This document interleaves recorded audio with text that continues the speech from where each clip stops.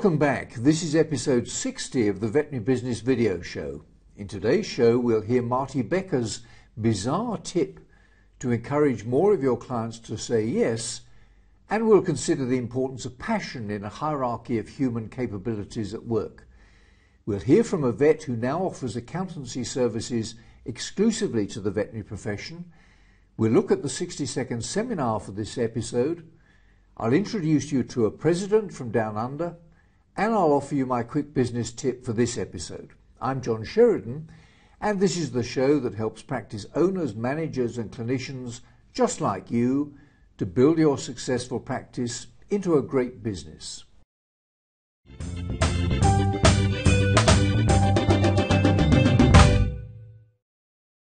I had a great opportunity this year to contribute to a number of speaking and workshop sessions during the annual meeting of the AVBA. That's the Australian Veterinary Business Association. One topic concerned the extent to which animals receive the investigation or treatment recommended by their veterinary practice.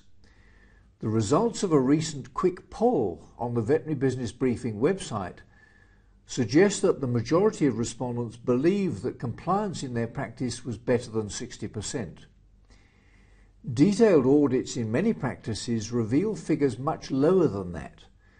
And my own conclusions are first that poor compliance isn't a client problem, it's a practice management problem. Second, that improving compliance by the whole practice team is an essential first step in making sure that veterinary patients receive the treatment they need. And third, that maybe measuring and monitoring compliance in your practice should be high on your management to-do list. Here's a clip in which my good friend Marty Becker, practicing vet and TV personality from the United States, offers what he describes as a bizarre tip to encourage more of your clients to say yes. Hi, I'm Dr. Marty Becker. Some of you might know me as America's veterinarian, but I don't just play a veterinarian on TV, I'm a practicing veterinarian.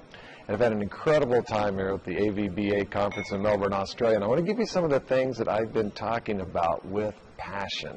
Number one, there's only one greatest pet in the world, and every family has that pet. I want you to keep that in mind. Number two, I always want you to practice like the owner is right there looking over your shoulder.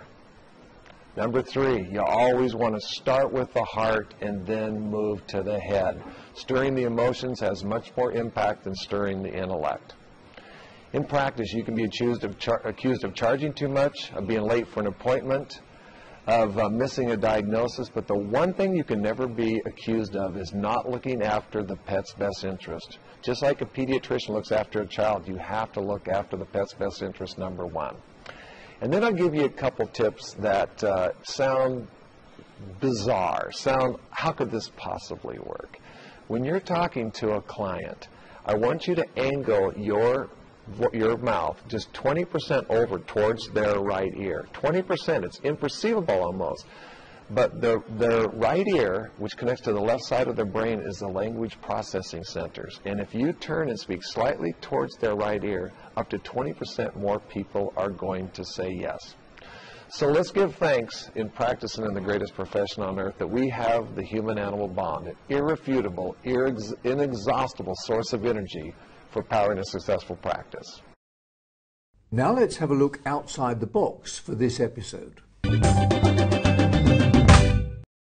One of Marty's recurring themes is the importance of passion in the hearts and minds of everyone involved in the